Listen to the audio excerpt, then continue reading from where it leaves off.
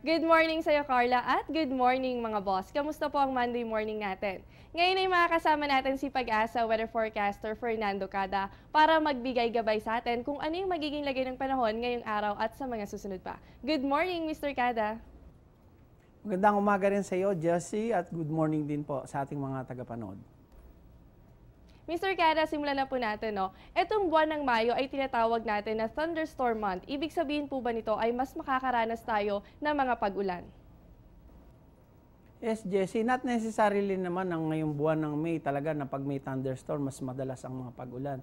Usually, na itatala lang natin yan sa hapon o sa gabi. Yung pong tinatawag nating number of days ng thunderstorm occurrence pag buwan po ng Mayo, mas marami po yun. At dito nga po sa Metro Manila, asahan natin yung number of, on the average, ang number of days na may thunderstorm ay umaabot sa 12 days. Samantalang sa Kabisayaan yan yun sa Metro Cebu, ang number of days with thunderstorm ay 9 days. At dyan naman po sa Metro Davao, dyan po yan representing Mindanao, ang number of days with thunderstorm ay umaabot po sa halos 16 days ng bilang ng thunderstorm sa isa loob po ng isang buwan.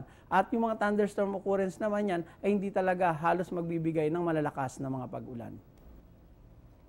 Ayan, maging handa na lamang tayo dahil may mga thunderstorm pa rin naman pero asahan pa rin natin yung mga hindi rin pag-ulan nitong mga thunderstorms. At dito nga sa Metro Manila, makakaasa tayo sa 12 days ng thunderstorm habang sa Metro Cebu naman, meron tayong 9 days ng thunderstorm at sa Mindanao naman, particular po dyan sa Metro Davao, meron tayong 16 days na makakaranas ng thunderstorm. Pangalawang katanungan po, Mr. Cada, madalas nating sabihin sa mga forecast natin na nangyayari yung mga pag-ulan o pagkidlat, pagkulog, pagsapit ng hapon o gabi. Para sa mga manonood natin, maaari po ba nating ipaliwanag kung bakit nga ba tuwing hapon o gabi nagaganap itong mga pag-ulan? Usually nga po pag hapon o gabi nakakarinig tayo ng mga pagkidlat, pagkulog o yung mga thunderstorm. Nangyayari po yan kasi alam natin na meron tayong tinatawag na daily variation ng temperature. Ito po yung graph na nagpapakita na kung saan pagsapit talaga ng hapon, yung maximum peak ng ating radiation na galing sa araw, so sa sikat ng araw, talagang naitatala natin sa mula po yan ng hanggang alas 12 o noon hanggang pinaka-peak niya between 3 to 5 p.m. At during that time po ng araw na yan, nagkakaroon po tayo talaga ng mas mataas ng rate ng evaporation. Ito po yung tinatawag nating latent heat of evaporation at pag ganyan din pong oras ng hapon o gabi, nagiging unstable ang ating atmosphere. Pag unstable ang atmosphere, tinatawag natin yung instability. Nagkakaroon talaga ng formation ng mga cloudiness at yung pong moisture na na-generate dahil sa latent heat of evaporation ay mas madami at nagkakaroon nga po ng tinatawag nating cumulonimbus cloud o thunderstorm clouds. Kaya yun po yung nagiging dahilan na tuwing hapon o gabi, mas marami po ang nararanasan nating mga pagkidlat, pagkulog. Palalahanan din natin yung mga manonood natin na kapag sapit ng alas 12 ng tanghali hanggang alas 3, dyan na i-record yung pinakamataas o pinakamainit na temperatura natin. Kaya naman iwasan po muna natin yung paglabas ng bahay. At ang pangatlong katanungan po, Mr. Cada, sa panahon ng tag-init, anong buwan po ba yung peak nito? At ang follow-up question po natin dyan ay ano po ba ang inaasahan nating magiging lagay ng temperatura para sa buwan ng Mayo? Base sa ating climatological records na itatala natin yung pinakang maximum temperature o yung pinakamainit na temperatura ay pagbuwan po ng April hanggang second week ng May. At dito nga po sa ating pagtaya, ang range ng temperature sa Metro Manila umaabot po between 25 hanggang 35 degrees Celsius. Samantala sa Metro Cebu, 26 hanggang 33 degrees Celsius at sa Metro Davao, nasa 25 hanggang 33 degrees Celsius. On the average, yung maximum temperature range na naitatala natin sa buwan po ng Mayo. Kaya naman sa mga lalabas, wag nating kakalimutan yung pagdadala ng tubig. Yan ay para mapanatiling normal yung temperatura ng ating katawan. Ganun din yung pagdadala ng payong para pananggalang sa sikat ng araw.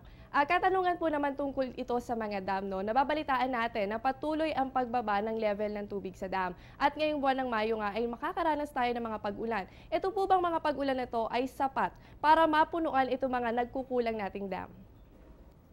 Kung mangyayari po ang mga pag-ulan ngayong buwan ng May at yung pong mga idudulot nito, kung halimbawa meron tayong namamatang low pressure area, halos pupunta dun sa May Dam, posible po nitong ma-replenish yung nawawalang level ng amount ng tubig dun po sa dam. Particular nga po kung dito sa Angat Dam ay makakaranas tayo talaga ng halos 0.3 meter na evaporation bawat araw, ay posibleng sa second week ng Mayo umabot na lamang po sa 180 ang meters ang level ng dam natin, na kung saan medyo mas mababa ito sa normal rule curve na 182 meter. Ibig sabihin yan, talagang bababa yung level ng tubig dyan, particular sa Angat. Alam natin na pinagkukunan na natin na 90% ng tubig dito sa Metro Manila ay galing dito po sa Angat. Kaya dapat meron talagang pag-ulan na kahit man lang severe thunderstorm na bumagsak dito sa water level dito para sa reservoir ng Angat, ay mare-replenish naman po yung nawawala.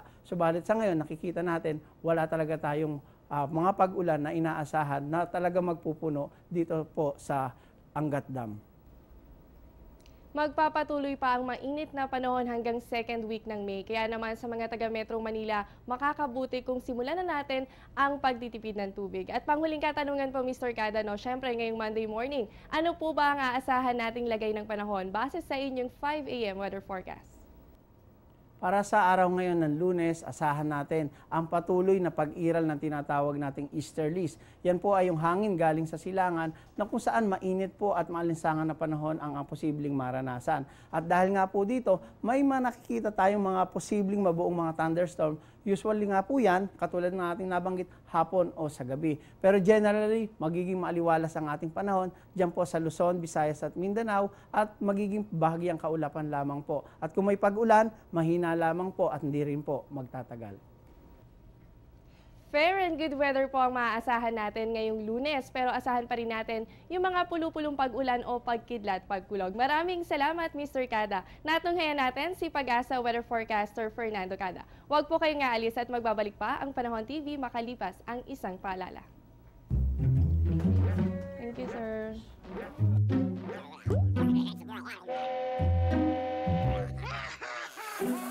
Worried kung nasaan ang package mo? Sa Air 21, worry-free!